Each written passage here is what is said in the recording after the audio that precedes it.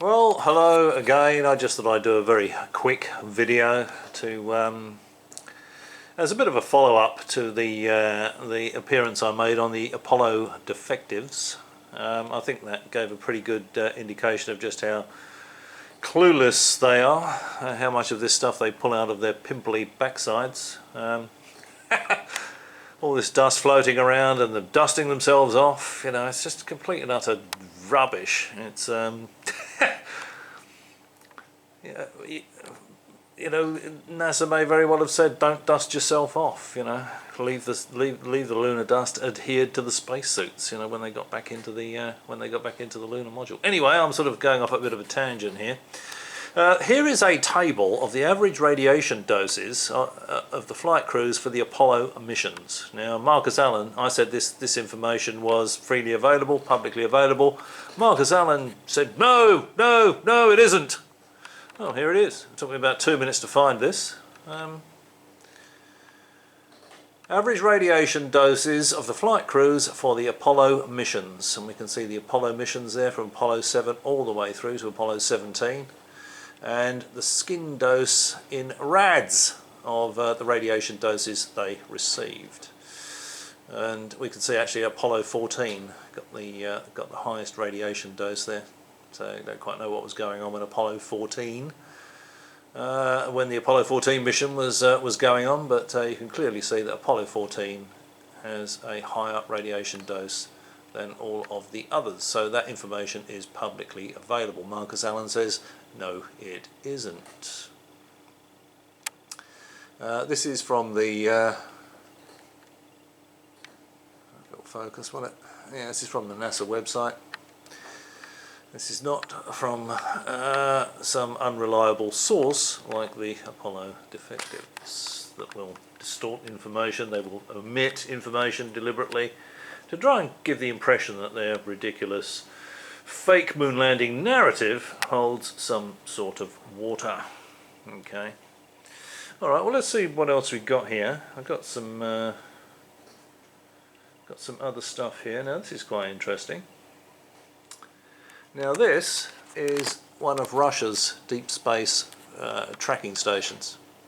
Now, this one was in use from the early 1960s. This is one of two receiver antennas of the North Station used in the early 1960s. So this is a Russian space communication station. This is for tracking their lunar missions. Marcus Allen will say the Russians couldn't track their missions to the moon. They certainly could. They had no problem tracking Apollo to the moon. This is just the sort of nonsense you get from the Apollo Defectives. So the Russians would have known perfectly well that the Americans went to the moon. They would be able to tell if they didn't go to the moon. With something like this, they will be able to hear the astronauts on the lunar surface, know that they were there, detect the phase shift in the signal so that they could tell they were moving around. You know, another part of that fake moon landing narrative is the Russians couldn't track their own spacecraft. They asked Jodrell Bank to do it. No. They asked Jodrell Bank to do it. You can research this yourself. Simply because they wanted the West to know. They wanted Jodrell Bank to track it because they wanted the West to know that they could do it. We didn't have to rely on information from the Russians to say that they had done it. And you know, when I was talking to Marcus Allen and those guys last week, I think it was now, and I said to Marcus Allen, you know, why do you think we haven't seen a fake Russian moon landing? And he said, oh, they knew better by then. Now, I was half asleep. This was getting towards midnight, so that's my excuse and I'm sticking to it. But what I should have said to him was, by when? They knew much better by when. Why didn't we see the fake Russian moon landing a week after the fake American one? You know, you reckon the American one was faked? Why wouldn't they have a quid pro quo fake Russian moon landing the following week? So the Russians could be arriving on the moon just as the Americans returned to Earth. You know, the fact that that never happened, you know, this whole thing is just completely and utterly ludicrous. And the Russians also had these things here which are quite interesting. Now, this is This is the Russian. This ship is called the Cosmonaut Vladimir Kamarov, who was one of the famous Russian cosmonauts, one of the pioneers. This must have been, because this ship was around during the Apollo missions. Because unlike America, Russia didn't have allies all around the world that could track the missions 24 hours a day. So they rather than have gaps in their coverage, as the Earth rotated, they would have these space communications tracking vessels that would go and position themselves where they needed to, so that they could keep an eye on their probes without having Russia facing the moon. This one, as I say, this one was actually around when the Apollo missions were going on. This one was around in 1969. I can't remember exactly what years of service this one had, but it was definitely around in 1969 and could easily have been used to track Apollo. A later one is a little more impressive looking, which is the tracking ship Yuri Gagarin. There you go. There is the. Now this one would have been able to track the later Apollo missions, because this one is the Soviet space control monitoring ship Cosmonaut Yuri Gagarin. This one. So this one's, they named their space control monitoring vessels after their famous cosmonauts. So this is a fairly significant ship. I mean, as you can see, this is huge. These dish antennas are massive. And this ship was commissioned in 1971, so certainly would have been able to commission to track the later Apollo missions. Yeah, these Apollo defectives. Oh no, the Russians couldn't track the spacecraft. Nah, yeah, not a chance. Nah, it's all complete and utter rubbish. All right, well that's just a very quick follow-up. Neil hasn't sent me the images of the image numbers of those what he considered to be Photoshop moon rocks.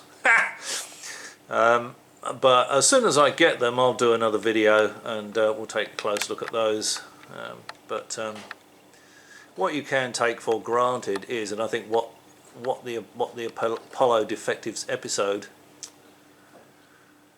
that I just uploaded, sorry about that, I don't quite know what on earth happened there, clearly shows is that they really have no idea.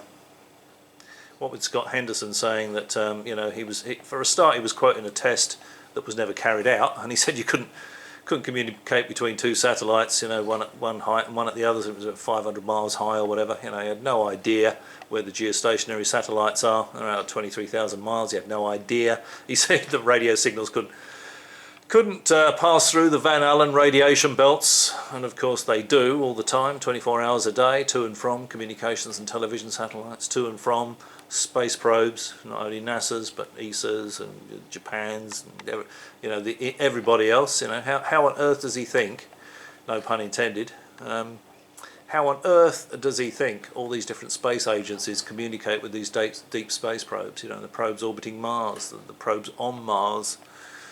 Voyager is out of the solar system, and the signals from Voyager, which is, it's only an 8-watt transmitter now. The transmitter power's dropped to 8 watts.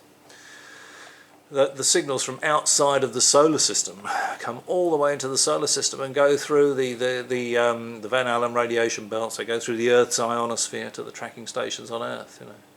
These people, these Apollo defectives, really have absolutely no idea what they're talking about. And they really didn't like me mentioning the fact that Ben Emlyn Jones seriously believes the Queen of England is a shape-shifting lizard from outer space. No, we're not talking about that, Steve. Well, it goes to credibility, Jonesy, doesn't it? Neil Peel believes in fairies at the bottom of the garden. No, we're not talking about that. But I think the people that watch their videos need to know the sort of people they're watching. If you've got people there that believe that the Queen of England is a shape-shifting lizard from outer space, and they believe in fairies at the bottom of the garden, These are the sort of people that believe the moon landings were faked. There's no one on the face of the earth that understands the technology and the physics of it would even consider that it was faked. The only people that consider it's faked are people that have zero understanding of any of it. People that believe in fairies at the bottom of the garden.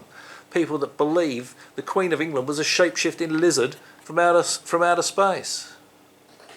These people have no credibility. Alright, well that's just a quick rant, I think, and do I have any more pics here for you?